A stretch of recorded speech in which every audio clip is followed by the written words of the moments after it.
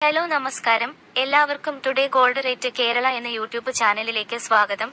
എല്ലാ ദിവസത്തെയും സ്വർണ്ണവില വളരെ നേരത്തെ കൃത്യമായി അറിയാൻ ഈ ചാനൽ സബ്സ്ക്രൈബ് ചെയ്യുക.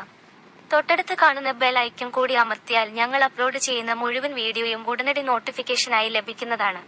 സംസ്ഥാനത്ത് ഇന്നലെ ഒരു പവൻ സ്വർണത്തിന് 58,640 രൂപയ്ക്കും 1 ഗ്രാം സ്വർണം 7,330 രൂപയ്ക്കുമായിരുന്നു വ്യാപാരം പുരോഗമിച്ചിരുന്നത്. സംസ്ഥാനത്ത് സ്വർണവിലക്കയറ്റം തുടരുന്നു.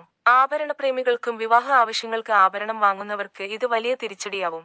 ഇന്നലെ കുറഞ്ഞു, ഇന്ന് ഉയർന്നു. സ്വർണവില ഇന്ന് വീണ്ടും ഉയർന്നു. ഇന്നലെ കുറഞ്ഞ അതേ വിലയിലാണ് ഇന്ന് വില ഉയർന്നത്.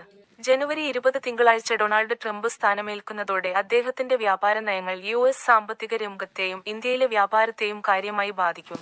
ഇത് സ്വർണവിലയിൽ അപ്രതീക്ഷിത മാറ്റങ്ങൾക്ക് വഴിയൊരുക്കും.